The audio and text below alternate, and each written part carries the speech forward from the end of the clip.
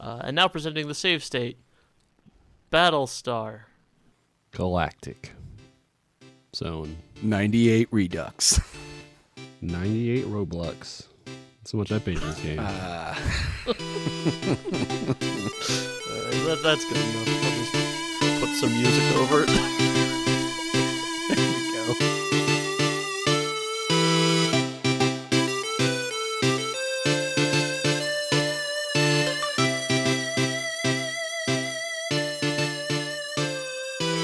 You guys ever just wake up and try and see if you have superpowers? I mean, all the time when I was a kid. Remember the conversation where I believed I could fly, and I tried a couple times? Yeah, no, but I mean, you ever just just try and oh, I can't, I don't really want to get up and get my phone, but telekinesis? maybe I can just every once in a while, this morning. I think until I was about 35, I just checked every once in a while to see if it would work, and then it didn't, and that was kind of it. I remember a similar to the flying story thing where after the Sam Neill Merlin made-for-TV movie series came out, I would every once in a while pick up a stick in the yard and just say grow at it over and over and over again, just try to see if it would grow, and it didn't ever. So... And then, was it after the first Harry Potter book? Waiting for that the letter. First week of school, I just was hoping for that invitation to Hogwarts instead of actually having to go to school. Mm-hmm. Not because I don't think I really wanted to go to Hogwarts. I just didn't want to go to school. To that school particularly? Yeah, I get it. I mean, it's not like they actually do any studying in Hogwarts. They just say words wrong and fall downstairs and stuff. Yeah, it's got a really high turnover rate too. It's a big red flag. A lot of outside hiring, not a lot of room for advancement. They're all legacy admissions, There's Mm-hmm. I doubt they're accredited by anyone. No, what are you going to know. take that into the actual business world? You have to do everything through their systems. Yep. And then you go to Bob Jones University and I went to East Hogwarts Online. yeah, the wizards can't believe in evolution, right? Interesting. What did a wizard evolve from compared to a... was there they don't really talk about genetics, but it's implied that there's some kind of genetic component to wizardry. So at some point humans would have had to evolve magic, right? Yeah, I mean, this is a story written by J.K. Rowling. There's definitely genetics implied. They definitely dabble with the Nazis in one of the offshoot movies a little bit. Yeah. Yeah. Right. So they definitely do believe in eugenics, 100%. So either magic evolved Mm-hmm. in humans, or can a wizard believe in a non-created world? If you're someone who can create matter with your hands, is it plausible for you psychologically to live in an uncreated world? I mean, I guess, yeah, that's an interesting thing, because I would imagine it's a lot more often that a wizard is religious then, right? Because wouldn't there be a very reasonable belief held by some that the world that Hogwarts and the wizardry world has a creation story from just a really powerful wizard that made a universe?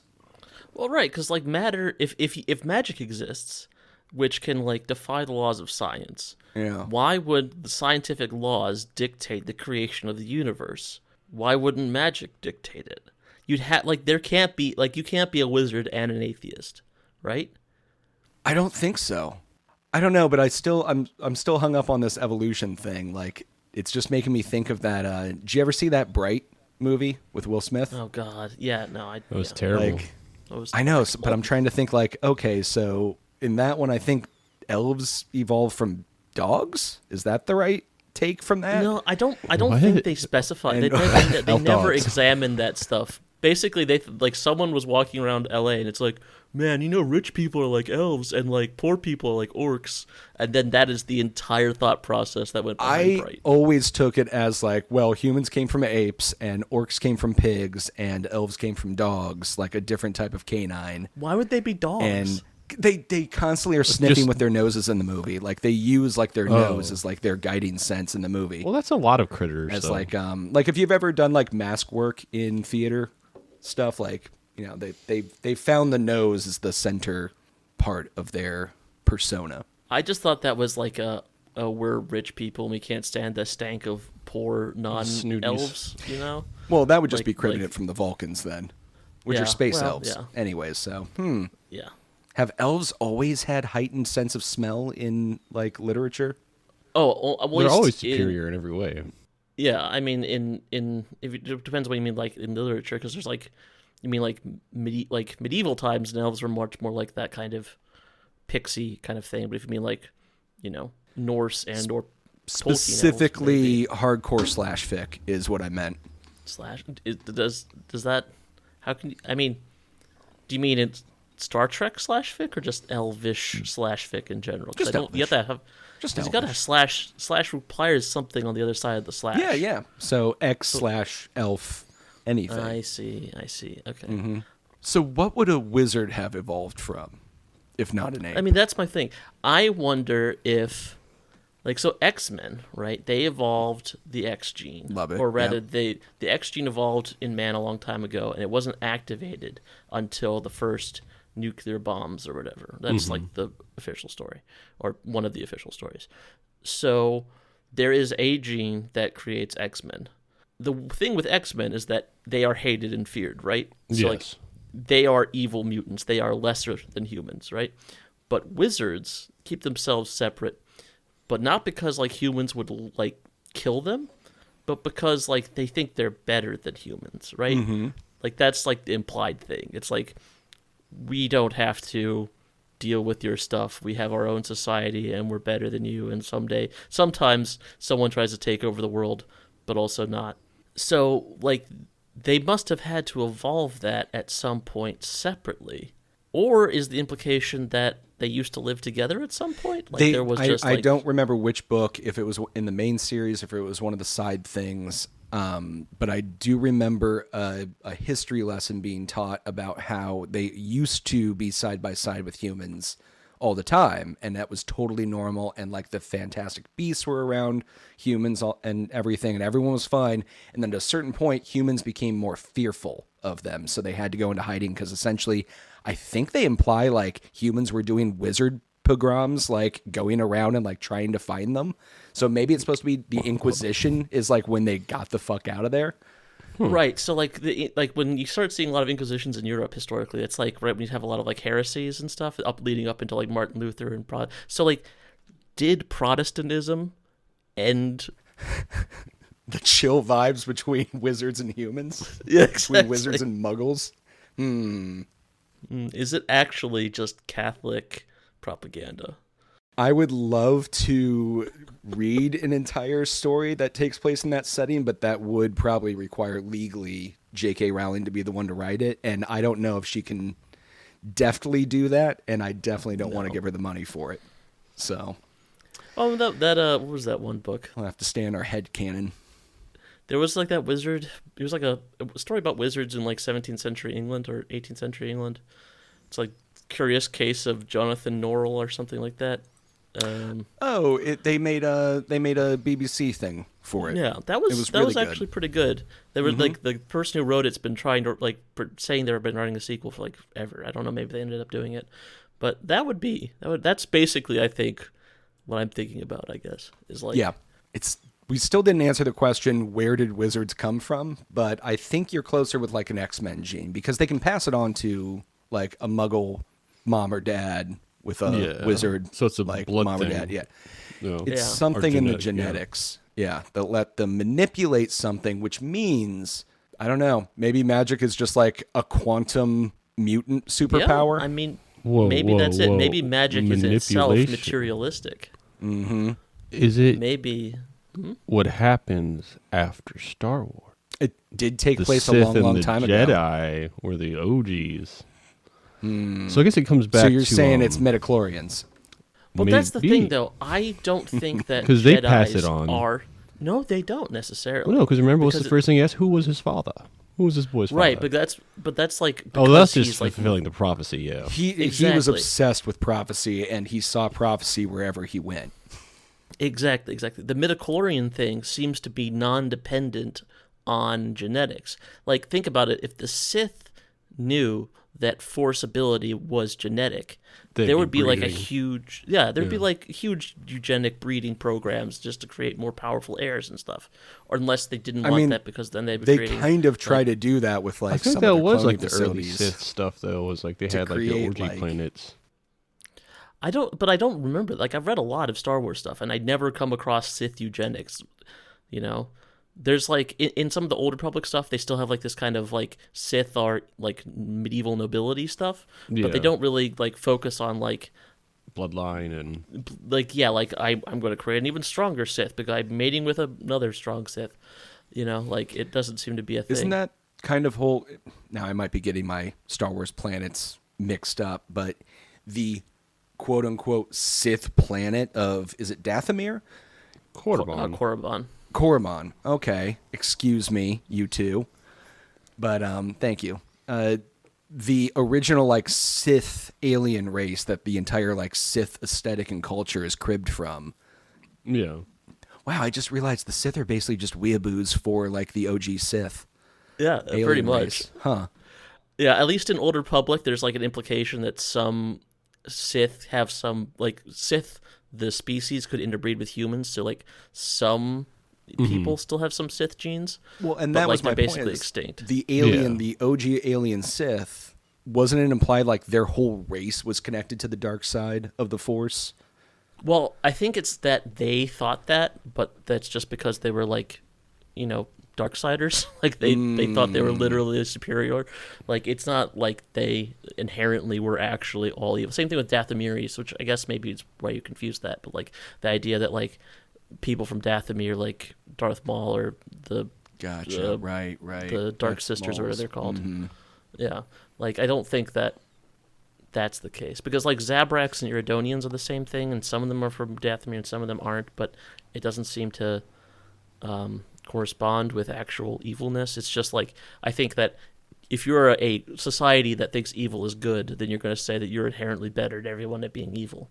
Yeah.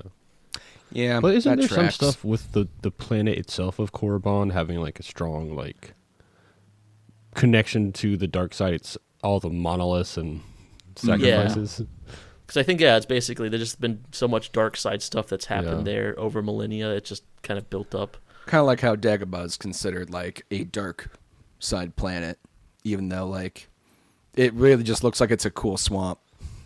Yeah, or you can go to London and just like wipe your finger in the air and they're still like burning from some factory 120 years ago. Yeah, fair. Okay, that makes sense. Huh. But speaking of battles in a space. Oh, wow. We are talking about the spiritual prequel to Star Wars Battlefront, Battlezone, which we actually specifically played Battlezone 98 Redux, which is the remaster of the original Battlezone. Wait, which one did you play? 98 Battlezone Redux. 98? Yeah. Oh, I played 98 Roblox. Yeah, I get it. Similar name. Yeah, probably cost more though. I mean, it was like $3 on Steam. Oh yeah, so cheap. So but still, like, before we get into it, I just wanted to point out that the sequel to this was made by Pandemic Studios. Was it really? So Battlezone 2 was made by Pandemic Studios, went on to make Battlefront and the game we'll be playing next week, the Saboteur, which was their last game, unfortunately. But so you can kind of blame Battlezone for Battlefront, or attribute it. I don't know. Depends on how you want to spin that. Yeah. But I had never played this. Have you guys had? Before? I played it when it came out. Long time ago, yeah. Like when it came out. So it's one of those games that until you brought it to our attention, I had not remembered that it was a game that existed. No, for the longest time, I thought it was like crazy. And I was like always trying to look it up, but I didn't know what to look up. It also has a terribly generic name. Yes. Very hard to Google. Yeah. That's why it was so hard to find. You know, battle area, battle arena, battle place. Mm-hmm. Battle Planet 2. Exactly. No, the re-release was Rebellion, which is Yeah, well, I don't know if they developed or they just published it. So, like, Rebellion, like, they own... They do all sorts of stuff, yeah. Yeah, like, they do... I think they even own, like, 2000 AD. Like, they own Judge Dredd and stuff. They do own Judge Dredd. Yeah. So they do that, and then they also did the Evil Genius sequel, and I don't know, they have a lot... Their fingers in a lot of different pies. Yeah. But I don't know if they just published it, yeah. or if they developed the sequel. Let me look. It says Big Boat Interactive was the people who... Never heard of them. So this remake was done in 2016, actually. So this is already an 8-year-old Yeah, remaster. It's getting ready for its own remaster. Exactly. And I think this is actually really... I mean, I didn't play the original, so you guys should chime in, but... This was really well done. Like I think like the way they did the I never played the original, but like the upscaling on the textures and stuff, they did it in such a way that it doesn't look super muddy, but it still has that like early 2000s, late 90s aesthetic to it. And same thing with the level design. It's all very simple and polygonal, but it never feels like hard to look at. And the controls also felt really good for this kind of game. This is an RTS hybrid where you spend most of your time in vehicles, but at the same time you're building your base and making other vehicles and setting them out and doing stuff while participating in the process yourself. But even the controls for this felt really good. Oh yeah. It felt incredibly smooth. I was surprised like all the way. I was expecting a lot more 90s jank. Yeah, to me, it really felt like it looked now exactly like it looked like when I was a little kid, you know? If that makes sense. Yeah, like Marcus said, like this feels like what a good remaster should be, where all they're doing is making it look like it looked like when you were a kid, as opposed to like you having to go back and confront the thing you imagined as a kid. Yep. But yeah, like again, so like not having played the original, I don't know like what is original to it and what's not. But like another game that I thought kind of did that was like the Spyro remakes, where like they felt, aside from like at least in the first one, they did some changes to some of the character designs, which I don't really understand. But like when you're most of the time, like the best parts of the Spyro remakes, you're running around and it's like this just feels like what it looked like when I was a kid when I was playing it. And you know, like that's what a good remaster should be, I think. In fact, yeah. So this, in that sense, I think this one's one of the better remasters we've played, and we've done weirdly a few of them for this podcast. I think remasters are kind of popular right now. I mean, I love good remaster. I finally went back through and finished the Dark Forces remaster that just came out, and I know I had a lot of criticism in the beginning with the way movement felt. And how I was disappointed that it wasn't more of like a rebuild. I got used to it. Like within a couple missions, I got really used to the way it was trying to play itself. And I ended up enjoying it a lot. I mean, it brought back a lot of fun memories of being on the computer as a kid playing it. So there's something about these remasters that stay true to the original that I'm really enjoying. Yeah. I will say one thing that they did stick to is like the aesthetic from like this like late 90s future tech thing. Like I remember there being several games like not like this, but like of this art style where it's just kind of blobby polygon things that are convincing enough to be imagined as like a future tank. And like that is not necessarily the thing that carries over into more detailed styles, because like it relies a lot on like the non-standard shapes that they use to make vehicles that, you know, you kind of have to like do, you fill in the blanks with your imagination a bit, especially with like the textures kind of doing a lot of the work too, where they imply a lot more depth and stuff than that's actually going on. And they did this really well. Like it like you said, it looks like what you probably would have imagined it looked like back in the day. But I do think it is kind of a generic style. Like it kind of like made me wish for, like I think of other sci-fi series, like, you know, your Warhammers or your StarCrafts or your Star Warses, and like they do such a good job with visual language where I'm like, okay, that's like a tank, that's like a long range tank, that's a missile thingy, that's like a, you know, and it's it's kind of hard to do that on this. Like, you rely on the HUD a lot for like identifying stuff. Like, it is both sides, or all the sides in the conflict, kind of look pretty similar to each other. Oh yeah. Yeah. Do you have a green palette with a white star or a gray palette with a red star? Yeah, exactly. Yeah. I mean, there's some slight differences in the shapes, but they still kind of all look like. There's a article in an old White Dwarf that I think about a lot, because this is something Games Workshop would never do.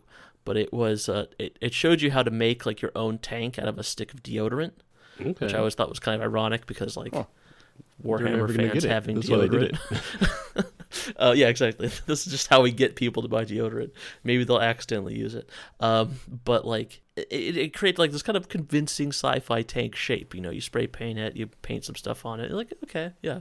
So like this style reminded me of that a lot, which was cool. I understand it kind of being a little bland, unimaginative, but yeah, I don't even. It's the other thing that I'm not just saying is unimaginative, but the unit voices sounded pretty familiar in a lot of cases. Like, I think that like the harvesters or whatever, they have like basically the same voice as the SCVs from StarCraft, and then one of them also sounds exactly like the fire bats from StarCraft. Like, I think it was very like oh, hello, I've heard that voice before. I can only imagine Yeah, there's like not three as guys many back voice then actors. voicing. Yeah, in that space back then. In Yeah. fact, I imagine it was a lot more common for, instead of going outside of the studio to hire someone, it was just like, oh, Frank's like from accounting's got an interesting good voice. sounding voice. Yeah, hey, get on this mic real quick. We need some lines recorded. Like, Yeah, that's it. Like, well, famously, like all of the cutscenes from the original Command and Conquer were just like guys from The Office doing that. And I think the Murloc sound from Warcraft was just like one of the developers gargling yogurt, I think it is. Oh, God, that's the worst thing you could gargle. I didn't know what you were going to say after that, but yogurt was not one of the things I thought. I think this would have been.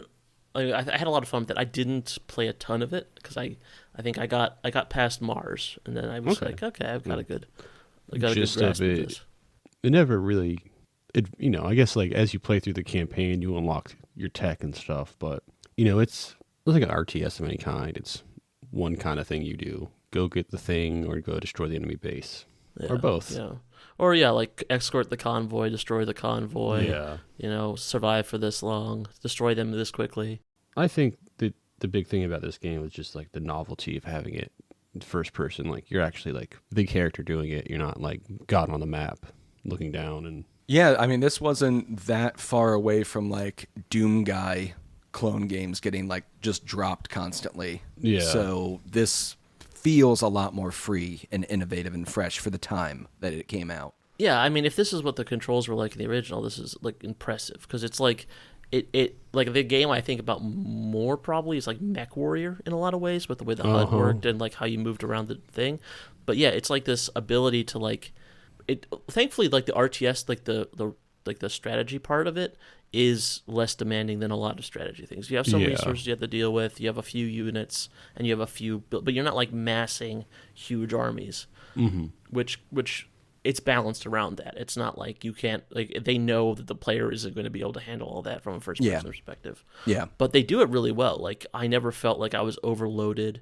Like, there was a couple times where it's like, oh, there's stuff all around me. Where's all this coming from? But that felt more immersive than anything. Like, it felt, like it made sense for the setting and stuff like that. Yeah. It definitely feels more like a first-person shooter with RTS aspects than like an RTS with first-person. That's the exact way they marketed it back in the day, too. When I was looking into things, was either they'd call it a 3D action game with RTS elements or a first-person action game with RTS, but they nailed it in that regard. Yeah. Like, really good. And really smart way to bring in like both sides of the crowd. But that's the one thing I wonder. I mean, I don't know how this performed financially, but it almost feels like it's not FPS-y enough for the FPS crowd, or not RTS-y enough for the RTS crowd. For like the crowd. StarCrafters who probably were trying to like get more StarCraft in. I mean, 98, 99, you've got StarCraft, you've got Age of Empires, you've got Warcraft. Like, there's a lot of RTS options out there. Command and Conquer, of course. And then FPSs, you've got like there's so much of that out there at that point. Not that every game needs to be a zero-sum market share game, but like I almost feel like the market I would aim for is like the mech warrior crowd, or maybe even like the elite, like kind of like sci-fi shooter crowd. Sure. Because like the way you move and the way like you your have battle to, like, techs or something.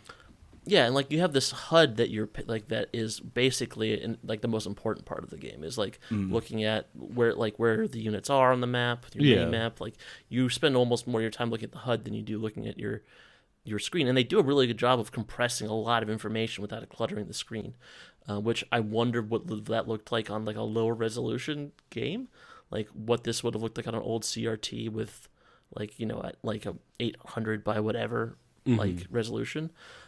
Oh It yeah, is. way better. I think this does bridge the gap for a 1998 FPS and RTS only in so that so many people were at the time really wanting the ability to play an RTS, but then be like, but I want to play as that single fire bat in this moment. Like, how cool would that be? And this kind of does it for you. And this is, 4 years before Warcraft 3 came out, where you actually could kind of do the hero campaign. I think it's in more that than way. that. I think it's like 6 years before Warcraft 3. Okay. But yeah, you're right. Was that a DLC anyways for Warcraft 3 that allowed you to like play as a single, like the hero?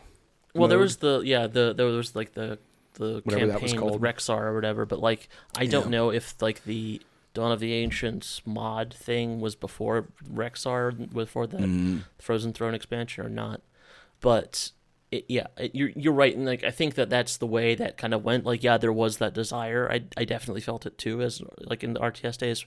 And you got hero units like Age of Empires and the campaigns would do hero units and stuff, but you didn't necessarily get that in PvP.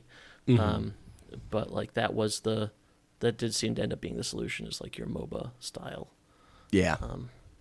Or Battlefield, where it's just like it is still a giant battle and there are things going on, but you don't have to like micromanage that. Like you're just spawning in soldiers and stuff like that. That's why I've always been intrigued by games like Hell Let Loose, where they're trying to kind of capture that lightning of like, it's an RTS, but if you want to play the first person grunt, you can. But if you want to be the grand strategizer who's just seeing the battlefield as a map and deploying and telling people where you can do that too. And I don't know. I've still got some issues with that game. It doesn't quite pay off the way it tries to, but man, it would be great if like one day we'll get there with something. It's going to be really nice. Because I think those two styles, even though like physically they're very different from each other, your first person action and your RTS, like, or a grand strategy style game, they just fit really well with each other. I almost wonder if that would have been an interesting way to go with Dawn of War, where you have, because like it is much more like stripped down, where it's just basically like you build squads and then like you don't have to worry about like resource management that much. You just kind of set some stuff to gather, and then you're like a lot of the resources is map control, so you're like going around and you're building resources points, that way. Exactly. So like, and also in that being a sci-fi setting, having like, assuming control, and you're like the commander who jumps down out of a drop pod and starts wrecking shit, instead of like literally just becoming a grunt who gets shot by an orc 5 minutes later, like that would have been a cool direction to go with it. Yeah. But yeah. Start writing your letters to I guess just anyone. Relic's not doing so good these days. Flip open Your that local phone book politician. I know you have. Yeah, just dear Just Mr. do a long yeah. form. Yeah. Yeah, exactly. You got it. I did send an email once to the founders, the creators of Myst when I was a kid, Cyan, because I was like 7 years old, and I used I think my dad or my mom's email account, and they were both playing Myst all the time, and I was like, I like this, but I'm a dumb kid, so like I was like, they should make a kids version. And I kept telling my dad this, and he's like, okay. He's like, Arvid, stop telling me this. Why don't you just email the guy and just leave me alone? So I sent the email to them, and they're like, that's a good idea, and it was actually from, or at least it was addressed from it was like two brothers dictated but not read. Yeah. And he was like, "We have no intention of doing that at this time, but that is a good idea." But that was. Did you inadvertently cause the Jumpstart games to come out? No, because those existed before. Like because I was like, that was the thing. Is like I didn't want to play Reader Rabbit. Like I was like I wanted to play Myst, but this is too hard. Like I want not a friendly bunny to tell me 1 + 1 = 2. I wanted to explore a weird alien world with like strange. You should have got like Jumpstart 7th grade. I think they only went up to like 5th or 6th. I remember there was the one where you go to the crazy scientist castle. That's 3rd grade. Oh, dang. Then 4th grade is the the spooky 4th fair? grade was like the spooky island, and then 5th grade was like the museum. It was like a haunted, not like haunted. It was like a museum heist thing. Well, that's kind of cool. Yeah. I still think they should just like go all the way out, like Jumpstart grad school. I'd play it. I would too, man. Jumpstart MCATs. Who doesn't want a robot teaching you about I don't know, real legal stuff while you try and I don't know, do a heist. You can collect all the rogue robots. Closest I ever had to a robot teaching me was in 7th grade. My German teacher for German language, although she was also German, would teach at another school as well. So we would get her teleconferencing in on a TV with a camera, and we thought that was really fancy. It still is. Yeah. I remember when I worked in the emergency room, we had these things. It was like you needed like a neurologist to do like certain examinations, but like this was a remote place and not a big enough hospital to have like a neurologist on staff 24/7. So like sometimes they'd have to do a neurology consult, and I'd have to like wheel in a TV with like a camera on top of it. It was like basically like something you'd have in like high school. It's like, okay, we're watching a video today. It's like, okay, we need the neurologist to go get the AV cart and just put it in front of this patient's bed. Very, very advanced tech. Seems like something out of fucking like weird sci-fi. Like you wake up in a hospital bed and someone wheels in a cart. Like, just talk to the TV, look into the camera. Just some cartoon character on the screen talking to you about your brain. You're finally awake. Hi, I'm Lobi, the neurology droid. You got it. We're going to get rid of that blood clot. We are way off topic now, so I think we could. What do we think about this game? Way game or way lame? Way game, man. Way game. Yeah, way game. Definitely. No, I agree. I would have I only played through Mars, but then I like watched some videos of like the later game to kind of get a good understanding of like what it looked like. I think I probably could have used some more environmental variation. Yeah, it doesn't really. It just kind of like changes the color of the terrain a bit. Yeah. But that's how you know it's a different planet. That's true, exactly. Yeah. But yeah, I would say way game. Yeah, and I feel like it has probably like huge like online match potential. Oh yeah. But yes. There's probably so much stuff that like you don't even think about in the metagame for like people who are good at this sort of thing. It's also just kind of a precursor, not to get too deep back into it since we're putting a bow on it, but I play a lot of Elite Dangerous. And when you go down onto a planet and you can get in some of the vehicles on planet, it kind of reminded me a lot of that. Like there's some... This game lives on in a lot of current games still. I think that's probably very true. Even like just like we talked about this, like the sequel to Battlezone 2 was made by Pandemic, who went on to make the Star Wars Battlefront games. I think you see it there, like the way the vehicles work in that. I think that this definitely informed a lot of other games that came after it. Yeah, you get into like a Trade Federation droid tank. And you're basically playing this game again. Very cool. So why don't we take a quick break, and then we'll have some news and a quiz.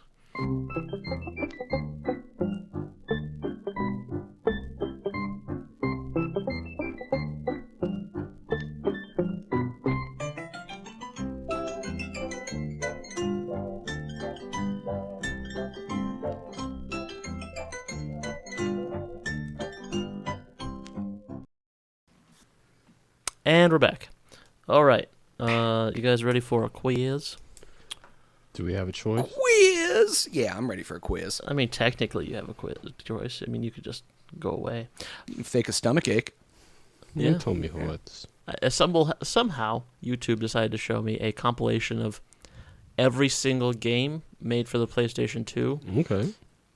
Edited into one video. It's like 30 seconds of each game. And I sat there and let it play in front of me for like 8 hours. I mean, it was the middle of the night, so like I lied there. But You okay, bud? I mean, but I noticed there's a lot of like licensed stuff on the PlayStation 2. I don't know if that's a surprise to anyone. Yeah. So what I've got here is a list of licensed properties, and I want you to tell me how many games they got on the PlayStation 2. PS2. Okay, so specifically PS2. Yeah. And I'll let you know ahead of time. I'm not doing. There's no sports on here. Oh, thank God. There's no Lego on here. If there's any ones that are like mix-ups, I didn't count those. So like Marvel versus Capcom wouldn't be on here.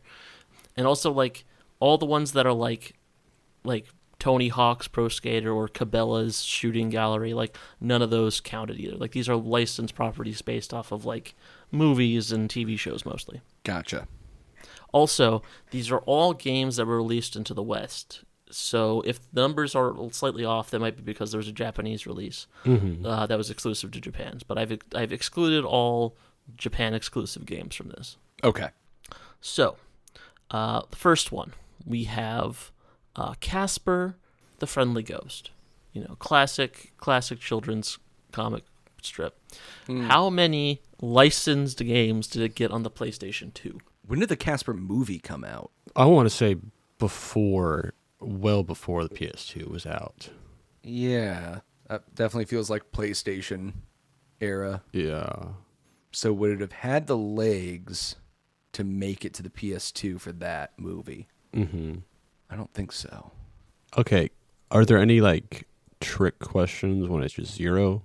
Or is None it of them always are 0. Okay, always going to be Okay, that's good to know. at least one. I'm going to guess I don't know, it was like 2. Casper going through like some kind of revival during like the early 2000s. So I know after the movie they tried to Scooby-Dooify it and bring like the 3 uncles like in and like all like its own animated series. I don't remember how long that ran for, but I could see like some kids puzzle game, like a Day of the Tentacle and Casper theme, and maybe like an educational, like fun Casper game.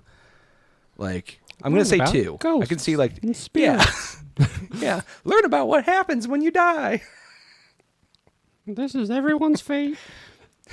I think 2 sounds nice. I don't think it was popular enough for them to like crank them. The answer was 3. 3 Casper the Friendly Ghost games. Casper and the Ghostly Trio, Casper: Spirit Dimension, and Casper's Scare School. Well, so there's an educational one. There you go. Is the Casper Spirit Dimension one where we just find out that the Beetlejuice Spirit Dimension and the Casper Spirit Dimension are the same place, and Casper the movie could have gotten even more fucked up? When it looks like it's more tied into the Casper the Friendly Ghost. They made some sequels, the direct to DVD. One of them had Hilary Duff in it. So I think that's what those are. And also, some of these games are based off of the movie, and some of them are based off of the comics. Like apparently the license was different, so that's why there's 3 of them. Interesting. All right, next one we have is Crazy Frog. You remember Crazy Frog? Yeah. I don't know. It was a terrible attempt to do it. The thing that sold phone ringtones. Crazy Frog. When I lived in Germany, that was like every other commercial was Crazy Frog. Yeah. Okay, so is the one I'm thinking of where the frog just makes the weird bulging eyes and screams as like the ringtones go like. Yeah, and the big one was the Beverly Hills Cop theme. That is just a banger of a soundtrack. Axel's theme is. It's a good movie in general. We are getting another one soon, actually. Another Crazy Frog game? Another Beverly Hills Cop. Oh. Is it going to be a full remake? Or No, like, is it a full reboot, or is it just like another? It's still Axel Foley. I believe he's now playing like the older. Axel Foley's playing Axel Foley? Yes. You mean Eddie Murphy? Eddie Murphy I is don't think at reprising this the point role he of Axel Foley as a knows what character he is. like 30-year older man, I guess, because Yeah. Yeah. it's been a minute. It's going to be the like young buck and he's passing the reins on kind of thing. Mm-hmm. It'll be One last case. 3 days from retirement. Yeah, definitely going to be that. mm-hmm. He will be getting too old for that shit. Oh God. So yeah, how many Crazy Frog games did they make? Do you think? Honestly, they could have been just pumping them. Because that thing was so popular that like any little kid saw Crazy Frog was like, I want it. You know. When you say Crazy Frog games, I hear a game that they licensed the image of the Crazy Frog to exist on the front cover art of the game. No, well, he's in the game as a character. But Crazy Frog himself is just an advertising thing. Okay. Like the Six Flags guy, essentially. But for ringtones. I'm going to say 1, and it's the worst Battletoads like clone we've ever had. I think that's a lowball number. Because Crazy Frog was so hype. I just don't. 5. It's 5. Wow. Okay. Yeah. That's probably overballing. I just The answer don't is 2. remember this thing much. 2. Okay, that seems 2. reasonable. They're both kart racers. Okay. Huh. All right. Fair Really enough. trying to battle with the Shrek Racer game. Mm-hmm. That's a bit of a theme. How about the Evil Dead movies? How many there's games did they get multiple adapted? For the that PlayStation 2 specifically. Right. Because I know another one just came out recently that I feel like is already being end-of-lifed here soon. So I'm not looking them up. I'm just clicking cookies. So. Oh, yeah. I thought we got you clean off Cookie Clicker, but that's No, fine. I'm at the point where like I have to click, or else I just don't get anywhere. When you close your eyes, you just see cookies I everywhere. mean, that's a normal thing for me. I love me some cookies. Is it like a cookie clicker rehab clinic? We could put them in. Like get them into Betty The Ford. Cookie Crisp guy's in there, too. Yeah. Sorry. Hi, my name's Marcus. I haven't played Cookie Clicker in 37 seconds. Dude, it's a lot. I'm just trying to. So, Evil Dead, I'm specifically thinking maybe Army of Darkness had one for it. I will say that when I say Evil Dead, I mean Evil Dead. There is Okay. no Army of Darkness. Okay. So just in the title, one, at least. I'm gonna go 2, I guess, because I'm going to say 3. 3 Evil Dead games.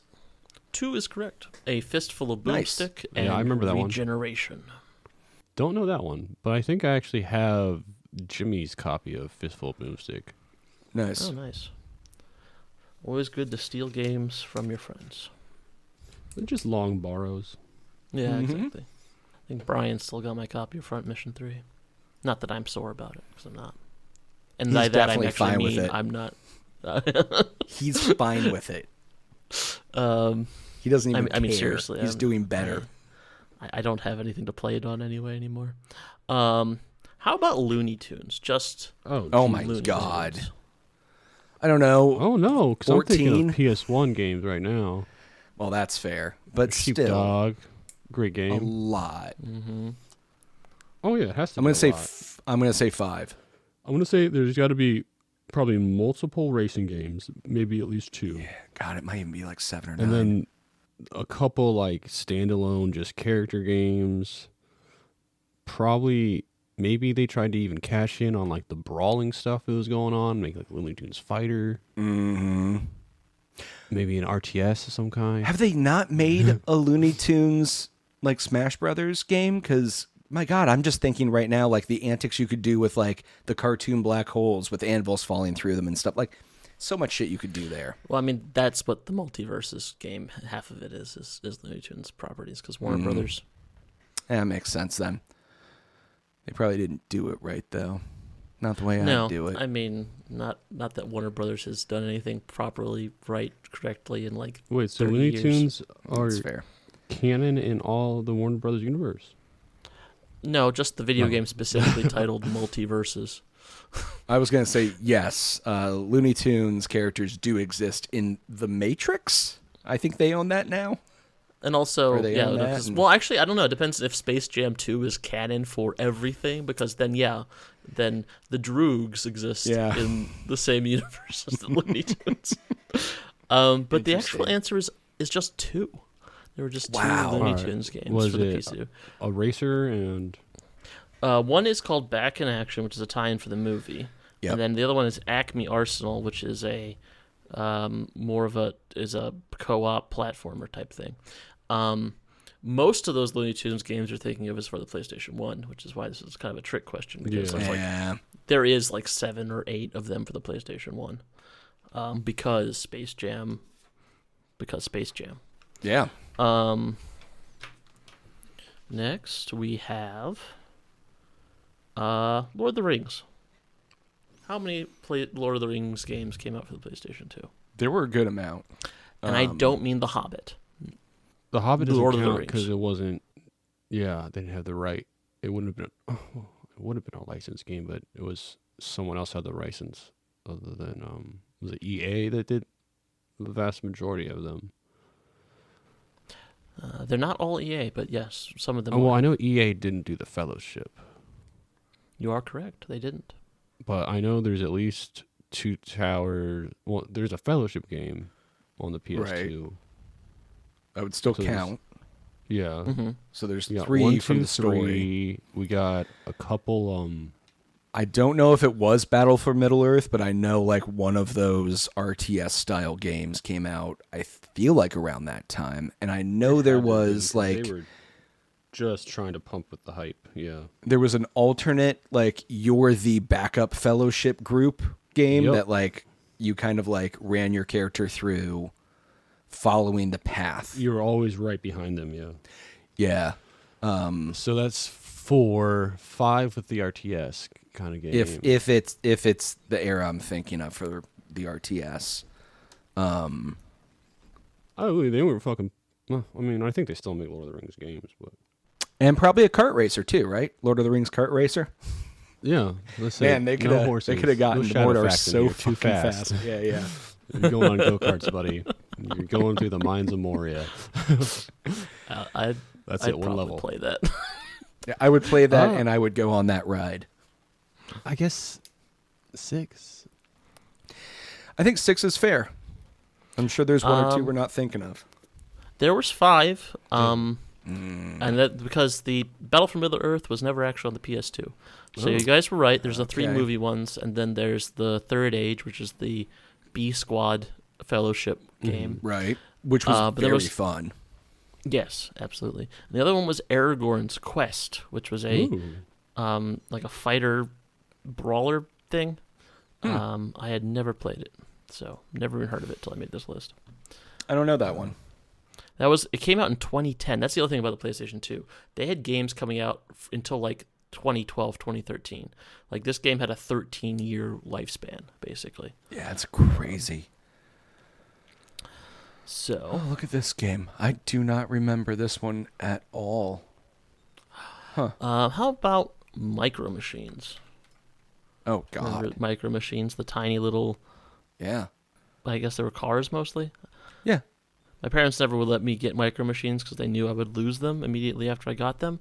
Same. And they were definitely right. I think my sister once got a Polly Pocket, and all the pieces disappeared within 30 seconds, and yeah, I totally would have done the same thing. I had a... God, I feel like it might have been like a 2-game combo thing of like... It probably wasn't, but it feels like it was a Hot Wheels and Micro Machines like collab racer that played out on like the courses were set in like on a bedroom floor backdrop kind of thing. I'm not saying that this is true, but if hypothetically there were a Micro Machines and Hot Wheels game, that would not count because that would be 2 licensed properties, which I disqualified at the beginning. And I respect. And also I think it was for a different, like a PlayStation. I don't think that was a PlayStation 2 game that I'm thinking of. So at least one racer game, but would they be so? I mean, apparently they made these games until like the 2012, so it's a long time for them to.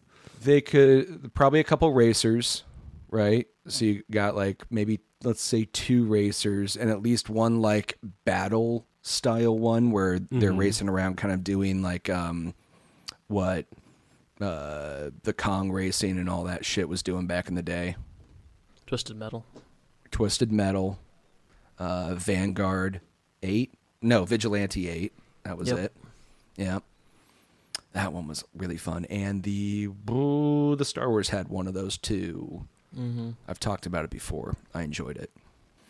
So I'm going to say 3 Micro Machines games for the PlayStation 2. Yeah, let's do it. Answer is 2. Okay. Both racers, of course. But the funny thing is the first one's called Micro Machines. The second one's called Micro Machines V4. Wonder if that was a toy like lineup at the time. It must have been, because like they didn't have a 2 and a 3 as far as I could tell, or maybe those came out in the GameCube or something. I don't know. Right. But yeah, Micro Machines still getting business in the 2000s. How about Gundam? Now again, I will specify these are games that are just licensed for Gundam, not crossovers, and they were released in the West. They are not Japanese exclusives. This is a hard one because there's been a lot of Gundam games. Like, lot. But I remember, though, like... Did the Gundam Dynasty Warriors game come out for PlayStation 2, or was that like a PS3 game? I'm trying to think as far as like the PS2 era went. I think it's a low number. I think it's a low number. It might actually be, like, because I think it would have just been like the Toonami fans that were really... Like, I don't think all the... Had Gundam SD and all that shit come out yet? I don't think so. I think maybe 2 Gundam licensed games. The answer is 8. Holy fucking shit. I don't actually have all of them here because some of them... Wow. So I kind of got it a bit mixed up. But at least you have Mobile Suit Gundam Encounters in Space, Federation versus Zeon, Gundam versus Zeta Gundam, Journey to Jaburo, Gundam Seed Never Ending Tomorrow, Mobile Suit Gundam Zeonic Front, and then there was a couple of the SD ones, which I have on another piece of paper. So they had brought it out. So yeah, lots of Gundam. Next up, we have The Mummy, the Brendan Fraser, specifically the Brendan Fraser film series, The Mummy. Oh yeah, I know what era we're in. I know there was like a Game Boy Advance game for That's it. not what we're talking about here, buddy. I know. I'm just trying to think, like, so it was having a moment. Oh, The Mummy was huge. Yeah. So I'm going to say there's at least a Mummy game and at least a Scorpion King game. I feel like there was a Scorpion King. I'm pretty sure I remember playing a Scorpion King based game. But would they have like a like an offshoot game? Like, is that something they would be willing to do with The Mummy? Because a lot of those, they only want to do like stuff that ties directly to the movie. They don't want to like... If we know anything about the Mummy franchise, they definitely didn't want to get spun off into like weird side shoot stories that were only loosely attached. Definitely not. I'm going to say 3 just to pad the number. I feel like it's just 2, one for each of the movies that would have come out during the life cycle. Right. But I think maybe there could have been an offshoot. So 3 is what I'm thinking. All right, let's do 3. Well, you're kind of right. If there are 3 mummies and then 1 Scorpion King. So, because there was 3 mummy movies that came out during the PlayStation 2 period. Because the one with Jet Li actually did come out. Oh yeah, yeah, during that time. And the Scorpion King standalone movie, which, oh, isn't technically Mummy. Yeah, not so that's why the Mummy. I gave it to you because there was 3, and you were right. But I was also saying there was a 4th one, so you get that one. Next up, we have Naruto. How many Naruto games came out for the PlayStation 2 in the West? PlayStation 2 in the West. In the West. I don't think were people in the West deep into Naruto. It didn't hit its peak until like a couple years later in the West. I would say 1. I don't think we were at like Naruto fever yet in the West. I agree. Yeah. Everyone was still like very into DBZ and shit. Everyone was playing Budokai. I'm going to say 1 Western release. I know there's an insane amount of them. I own a couple of them because it was the easiest way to catch up to the story of Naruto. Marcus? Instead of watching. I'm going to go with the 1. I think that's... Okay. The answer is 8. Holy shit. So, the one Naruto that didn't come out in the West was Ultimate Ninja 5. Most of the other ones did make it over. God damn. All right, so Naruto. Yeah, I just did that one. Next up, we have, in a similar vein, One Piece. How about One Piece in the West again? Well, apparently Naruto had 8. One Piece would have been even more obscure at that point. Oh, I don't know. Like, I feel like when people finally, like, finished or caught up with Naruto, that's when they started to discover One Piece. Mm-hmm. You can go a different number than me, but I'm sticking to 1 on this one. This one feels like after the Naruto and Gundam 8, I think we're going to be back at a reasonable number. A more obscure Western release title. Western release. You doing 1? I'm doing 1. I'll guess 2.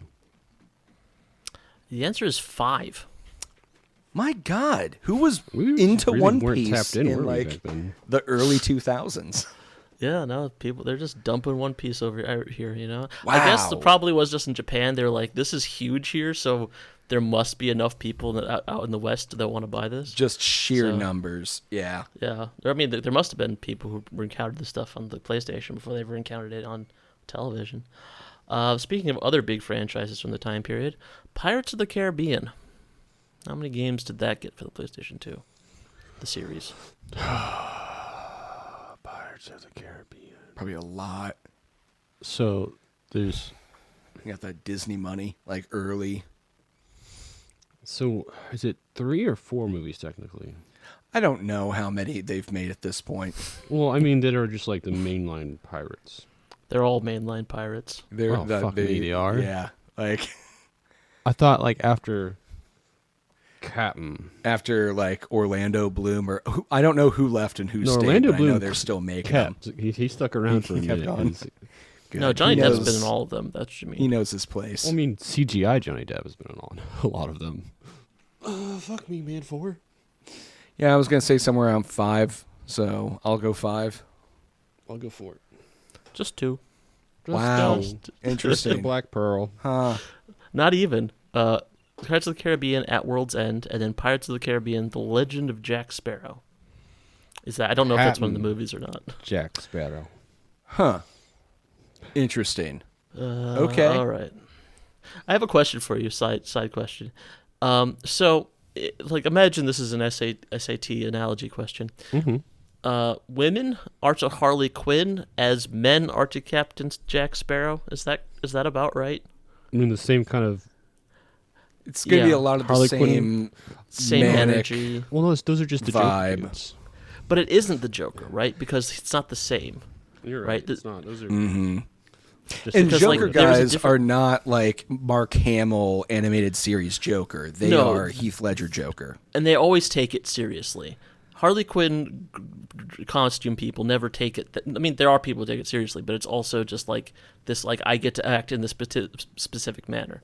And for, like the Jack Sparrow types, you could put on a stupid hat and a fake wig and put some eyeliner on, and then you got to do your, like, drunk impression. Keith Richards impression. Yeah, exactly. Yeah. Yeah, I think that analogy tracks for that. Huh. All right, next up, Oscar-winning film from 1970, Rocky. How many video games did Rocky get for the PlayStation 2? 30 years after the film came out, but before the reboot. Quite a bit before the reboot. Not counting this any is like- spin-off games about Adrian at all, right? Why would Why? All right. I don't know. I don't even know there was one. There's probably at least one, because like the UFC games were big. I mean, they still are, but like that would have been big. There was like, I think Def Jam had like an underground fighting game around that time.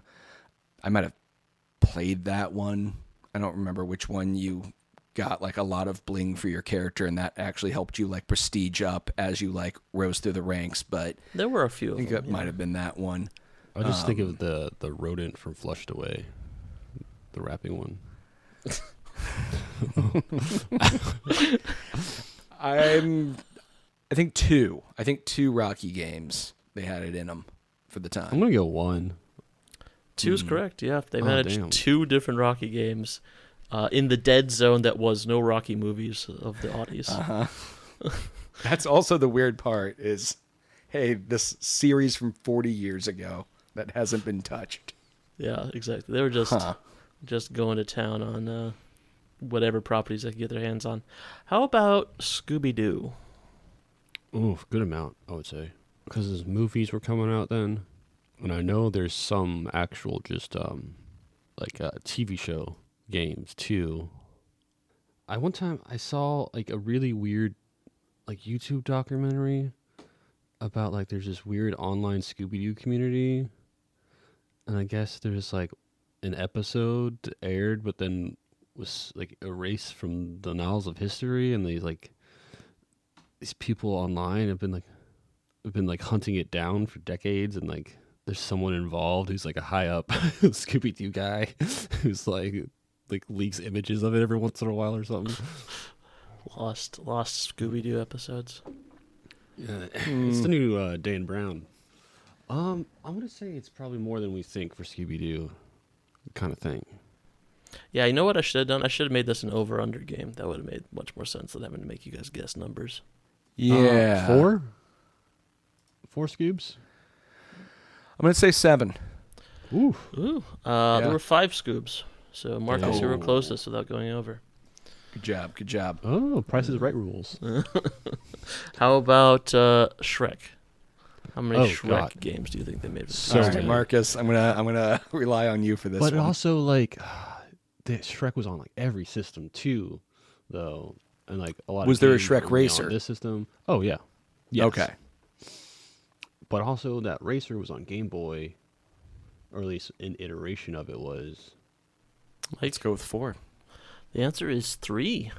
Dang. And in fact, Pretty damn close. the Shrek Kart Racer It was not on the PlayStation 2. Yeah.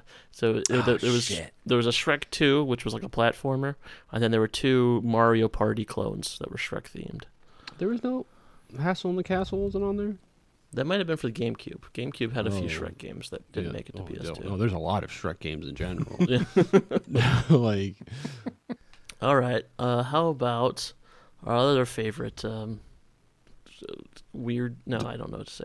I'm just giving up. SpongeBob SquarePants. How many PlayStation 2 games did SpongeBob SquarePants get? You guys played one, right? Yep. Well, we played the remaster of one of them. Okay. The rehydrated Yes. version of one. I Yeah. like that. It's adorable. It's cute. Yeah. It was a good game. They keep it fun. Accidentally found out like the same time, like the week we put it out, a new one was coming out. We'll have to play that one at some point, just to put a bow on the whole thing. I don't know how many. Probably. Like, I see SpongeBob as like a side character in a lot of Nickelodeon games. But There are Nickelodeon games, but again, these are ones that are just SpongeBob games. I get it.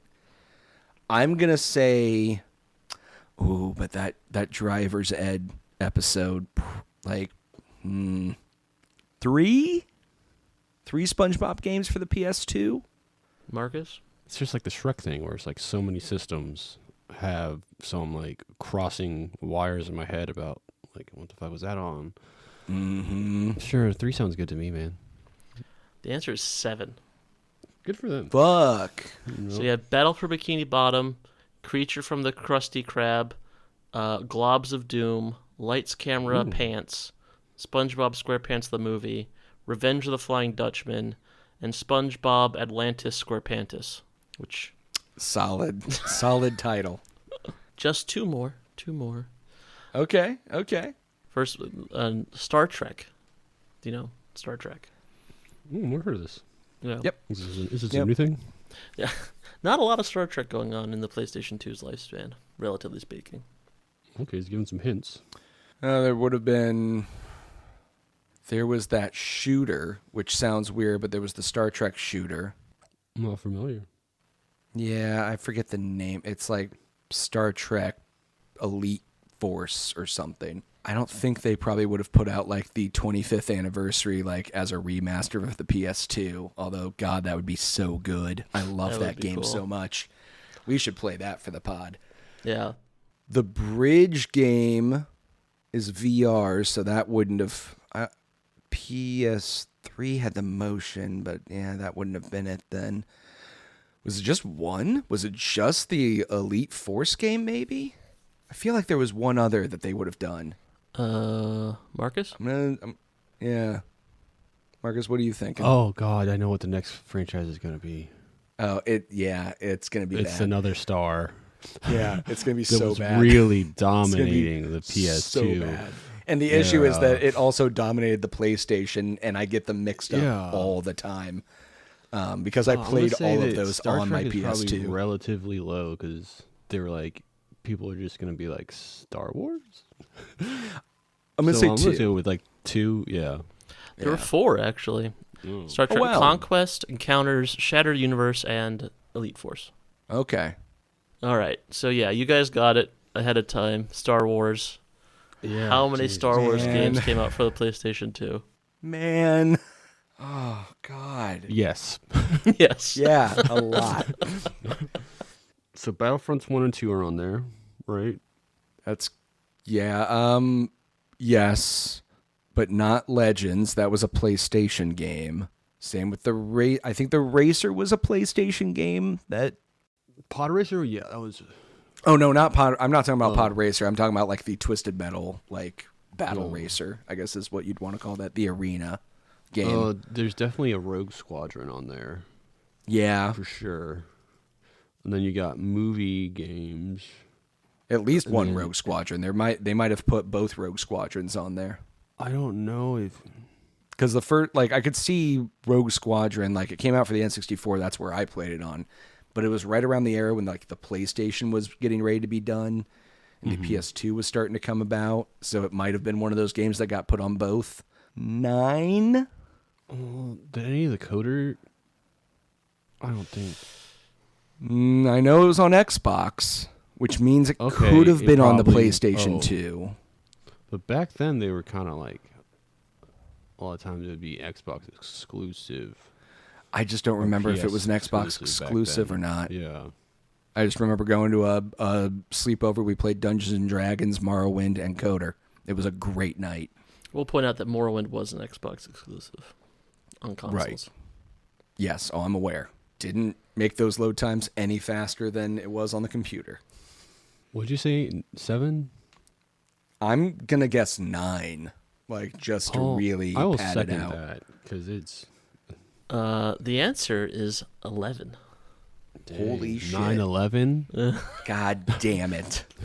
So you've got Battlefront, Battlefront 2, Bounty Hunter, which Oh yeah, Bounty Hunter. Clone Wars, Clone Wars Republic Heroes, Revenge of the Sith, The Force Unleashed, Jedi Starfighter, Racer Revenge, which is the sequel to Pod Racer, Starfighter, and Super Bombad Racing, which was the Star Wars kart racer, because everything had to have a kart racer.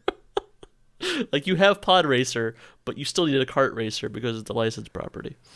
Which one wasn't there a Star Wars Commando game too? That didn't come out for the PlayStation 2. Republic Commandos, no. Republic Commandos, yeah. That was a good one too. Mm-hmm. All right, and that's the end. I have some other weird properties. Like, there were some ones that also got licensed that I thought were bizarre, like Mr. Bean and Starsky and Hutch, and Dukes of Hazzard. Like, they're just, but they only have one game, so it wasn't really worth. Like, I was just like, why is this a thing? Yeah. Mr. Bean would have been a good one. Yeah, it's like I just imagine like Little House on the Prairie or some shit next, you know. Mm-hmm. Yeah, so that was a bit of a long one, but How many Dr. Quinn Medicine Woman games were licensed for the PlayStation 2? Exactly. Roots for the PlayStation 2. Okay. Yeah. So that's all I got for the quiz. Bit of a long one, sorry, but I can. Well, I mean, it was eye-opening. Yeah, not a PlayStation license thing, but like Midnight Run. You guys remember that? There's like a kind of Need for Speed Underground type thing, open world racing, underground racing kind of a thing. That game had. Oh, that Midnight Run. I didn't realize that game had 5 releases on the PlayStation 2. God damn. So when people think that Rockstar's only made Grand Theft Auto games, they also made Midnight Club games. Midnight Club, not Midnight Run. That's what I meant to say. Okay, that makes more sense because Midnight Run, I go right to pre-Adult Swim, Right. Late Night Toonami. That is not what I meant to say. Midnight Club. That's probably where my brain was at as well. All right, Mike. News. Yes. Hi. Do you have any news?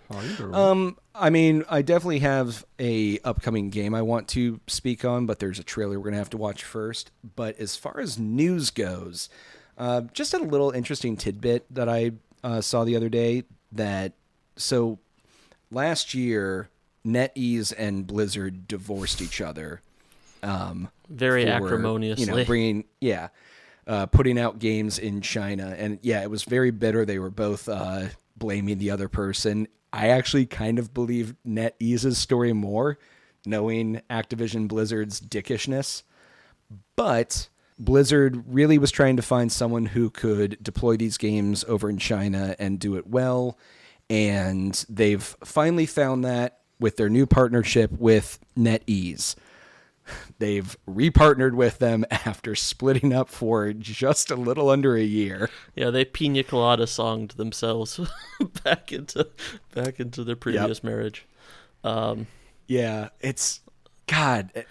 I mean, you hate to see it, don't you? I mean, like Blizzard has had a lot of staff turnover since then. Like they were acquired by Microsoft. Like technically, like, they're probably NetEase is like looking at it like we're dealing with Microsoft now, not Blizzard. So like, yeah, he's like Blizzard's changed. He's gone to AA and What's wild to me was I was reading the controversy between the two.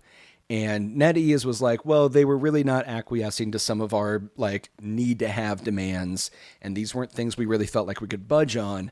And Blizzard was like, no, NetEase was the problem because what we wanted was for them to just blanketly extend the contract for 6 months while we actively look for a new partner. Yeah. And to me, that was like instead of breaking up with someone, just saying you want to enter an open relationship period until you find someone new. Like, kind of fucked up. Yeah. So, all right. Well, God, NetEase, I hope you can fix them this time. I really hope they've changed. I mean, it's good for Chinese WoW players and that sort of stuff too. Like they've kind of been out in the cold for a minute. Yeah, it's been real bullshit for them. So, I don't know. This is a little tidbit of news I saw is all. Yeah, one little thing I also want to mention because I failed to mention it last time.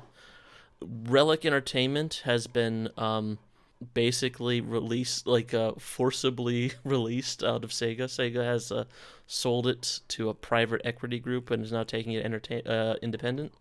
And this also coincides with Sega firing a bunch of their staff at Creative Assembly. So I do wonder if Sega is not going to follow Square Enix's path in kind of divesting itself of a lot of its Western studios. But in the meantime, I think Relic is also having to deal with a lot of layoffs already, which sucks. And hopefully I hope they still have. I know there was they were working on a homeworld game. I think hopefully that still happens.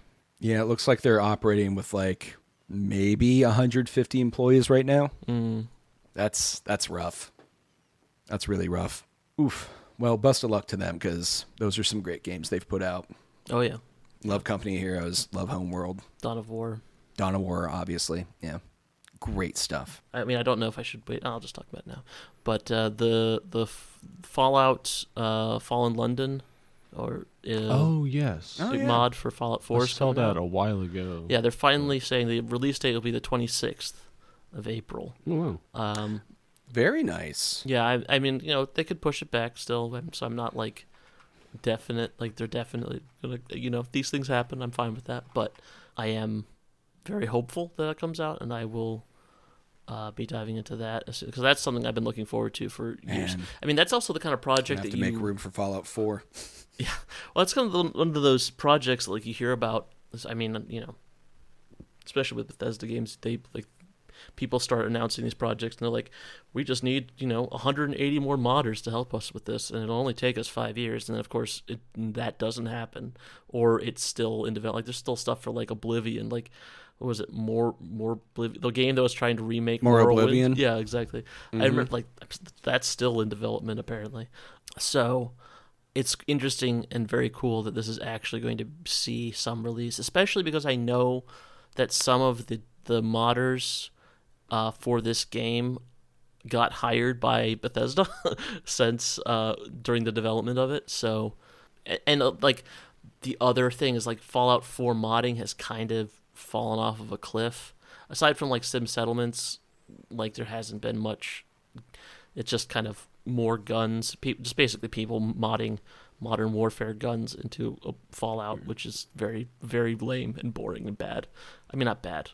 More power to them, but it is like so uninteresting. It is the lamest thing I can think of to mod into Fallout, and I hope that this mod reinvigorates interest in modding for Fallout 4, but also maybe having a bunch of modders that like leave the ecosystem of working on one single project and can go back and maybe work on some of their own smaller projects and stuff. Maybe we'll see some more story-based Fallout mod content or new environments and that sort of thing. I'd really like to see more of that. I'm still waiting for like a really in-depth Silver Shroud story to drop. That's more than like the one that's in the game already. There's a couple that actually expand the Silver Shroud mechanic, I know, but like, there's definitely one that lets you like do more with it. I can't remember the name of it off the top of my head. You can search Silver Shroud on the Nexus, obviously. Oh yeah. Oh, I've done some stuff with it but I want like something that's almost like extra hokey. It brings like a black and white filter onto the whole game. Like, yeah, I could see that. Old school announcer voice coming back. Like, I want a radio drama storyline. That would be cool. That would be really cool. It would be very fun. Very fun. Love the idea of that character. But no, the districts here, I hadn't looked. I knew it was a game. I'd seen like trailers for it before and heard some stuff, but it's, again, one of those things where it's like, well, who knows when this is going to come out? So I tried not to get too deep into it and let it just kind of exist outside of my mind. The districts in this look really fascinating. They've done a really good job with it. Yeah, that just looks really all cool. There's so much. I can't wait to go check out like Greenwich or Hackney or any of that area. Yeah, there's so much like unique assets that they've made for this. Just like they've also like put those out as individual mods for Fallout 4 as they've worked on it. Just like there's unique weapons, unique outfits, unique just like miscellaneous junk lying around. Like, I am really excited for this game. I mean, what's probably going to happen here is we might see some kind of Fallout 5 announcement in the near future. You got the TV show coming out as we're recording. Came out yesterday or tomorrow. Well, they've said that they're working on a Fallout property. That someone is working on a Fallout property is the only thing that's been confirmed. Whether that's a Fallout 5 or a remaster of Fallout or Fallout the Kart Racer, I don't think any of that's been confirmed. I did see an article from last month on PCGamesN.com, so take that as you will. I guess they mentioned something about Bethesda said that Fallout 5's release date is going to be after Elder Scrolls 6. Yeah, well, that makes sense. So I think it makes sense, but that just means like, and I'm going to be like almost ready to collect Social Security by the time Fallout 5 comes out. Well, I think like Starfield took so long because they built that new engine for Starfield. I think they're just going to be using that. But it was such a revolutionary game. Well, no, Like It it's is so worth but it. I mean, that's my point. Is that it is know, like I that. Like I'm something of a Starfield apologist, but I admit that it is a very unambitious. It's a bad game. I don't know if it's bad. It's not good. It's okay. It's not good for the quality they can do, and that's what's Yeah. frustrating about it. If this was a new studio doing Starfield, very impressive first run. But I think what it is that kind of it game. it is like it's the thing you put out with new technology before you decide what you can do with the new technology. You know what I mean? Like Bethesda's got their new engine that is actually stable and isn't just Gamebryo. I mean, it still is Gamebryo, let's be honest, but it's not their creation engine. It is ostensibly more stable.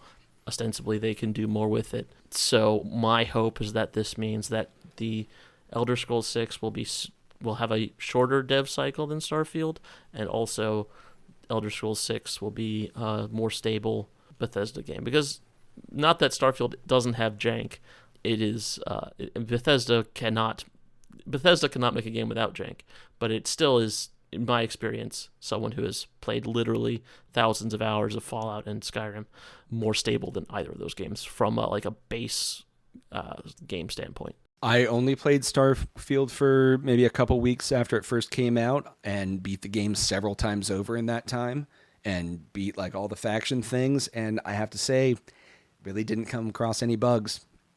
In that way, it is very stable. Yeah, like I had one big game-breaking bug ever in that, and that was like I just had to revert to a previous autosave, so it wasn't Sure. a huge problem.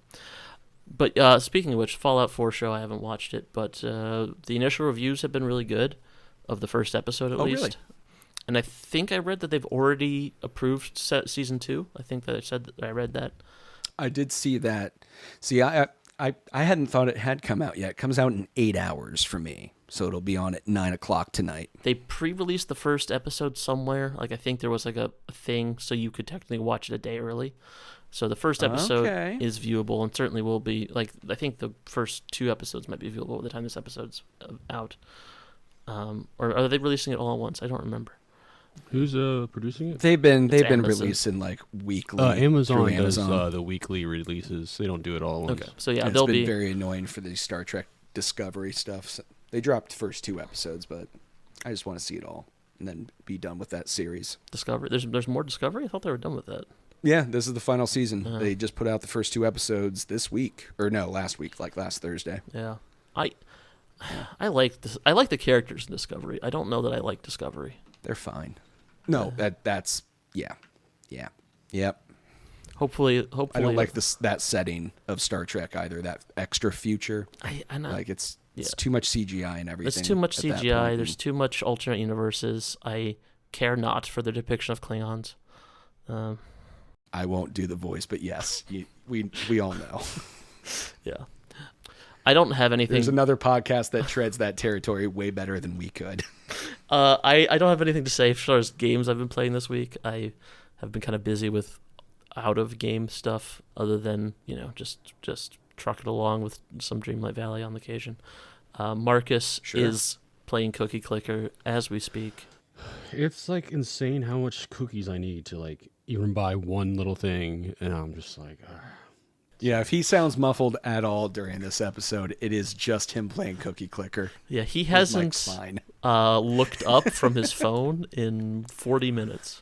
He doesn't make direct eye contact with us ever. Well, unless you got Cookie Clicker on your Google Glasses. I'm so sorry I did this to you, Marcus. I don't know if it's like I'm playing the game wrong or something, but it's just like the sheer amount of cookies I need and the. Because I don't think they designed it for someone to play this long. Yeah, every day, all day for 6 months. I don't have even like, because the achievement levels are all just like having X amount of whatever, producer or like cooking so many cookies a minute, and I'm not even halfway. I don't even have half of it. I'm just like. Well, there's been people who've been clicking those cookies for like 13 years now, man. You got to imagine. That's what they want. They want the long haul. Yeah, exactly. Yeah, hopefully they don't end of life that game anytime soon. I mean, I won't get anywhere. It's like, no, literally, like, if I don't do anything, just let it run for like a day, I can get like one upgrade. Well, there you go. Like maybe just log in once a day. Well, that's not bad then. That's the way to treat well, it. No, but then right? this way you do the clicking, so you get a little bit more. There's no way that your clicking is contributing enough to like It's really the auto not generation at this of point. it. It can't be. Yeah, it's not. Like I played enough of that game to know like at a certain point you don't click anymore. You just produce cookies. Yeah. But it just feels like you're doing something, and you gotta look out for all the golden cookies. You get like the double clicks or the 7/7 click. Sure. You know. Yeah. And once you figure out, like, you don't have to deal with the hell grandmas. I know what you mean. Yeah. I got deep enough to deal with that. Yeah. Huh. How about you, Mike? What you've been doing? Well, I also have been playing a mobile game. Been trying to find something that I can just kind of like tool around with every once in a while. And there is a FTL-like game called Crying Sons that I really enjoy. Its combat the whole premise is exactly like FTL as far as the story is different, but you're trying to move from system to system on a sector map. And every time you move forward, the people chasing you, the thing chasing you is kind of coming into that system. So you're always trying to exit to get to the next sector before the thing can catch up with you. The difference is in the combat on this. I really enjoy it actually more than FTL because it has almost this chess or rock, paper, scissors meets kind of chess element to it where you are fighting on a hex grid. Sometimes there'll be environmental elements that block paths like asteroids, or there's an old battery cannon that can be charged up that you can be used in the space battle, but your two ships will be sitting apart from each other. You can launch your ships. Different types of ships coming from your bay will do more damage to other types of ships. That's where the rock, paper, scissor element comes in. You're still having to deal with officers set onto stations. They have their own little power buffs. The weapons have like cooldown timers, and you can place them in different ways. It's a really fun game. It's as far as like FTL like games go, this does it really well. And I think it was $6. I apparently have this game on Steam. It's really fun. Oh yeah, because I think probably because it's a humble game. I'll have to check this out. Yeah. I would. If you like FTL, I would play Crying Sons. It's funny, like FTL is one of those games where I was like expecting to love it because it sounds like something that I would love, but I never clicked with it like I thought I was going to. And like maybe something iterating a bit on the format might be just what I need. The story of this one's definitely denser than FTL. Well, and I enjoy it for that alone. Check it out. So yeah, thanks for listening to the podcast. If you liked it, you can send us an email at thesavestatepodcast@gmail.com, or you can contact us at thesavestatepod on Blue Sky. Is that still a thing? Mm-hmm. What is Blue Sky? Probably. It's not Twitter, I think is the best way of describing it. It's the Twitter that our social media manager is willing to engage with. You guys aren't using Truth Network? Yes, Truth Social, but we weren't ready to like announce that yet. Yeah, so I don't know. Now that the stock is starting to tank, I don't know if we want to. Yeah, we might actually pivot that to Parler. That's what we'll be on. Yeah. God damn. Yeah, let's not even joke about that. Although I'm sure, I mean, it wouldn't surprise me if Scott Karatopoulos has already set those up for us without telling us. Yeah. He's a menace. You just really got to like be careful of what things you bring up. It can really trigger like a whole big long rant from him. Yeah. He's I don't know. We'll have to maybe sit him down one day. And not let him anywhere near a microphone. No. All right. Oh yeah, I guess we should say, I've been Arvid. I've been Mike. I've been here. It's Marcus. That's a cookies.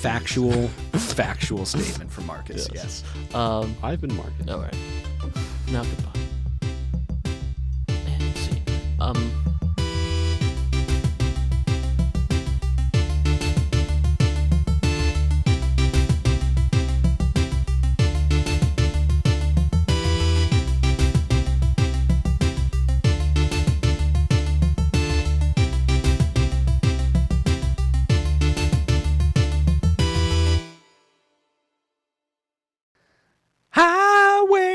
to the battle zone. Battlezone.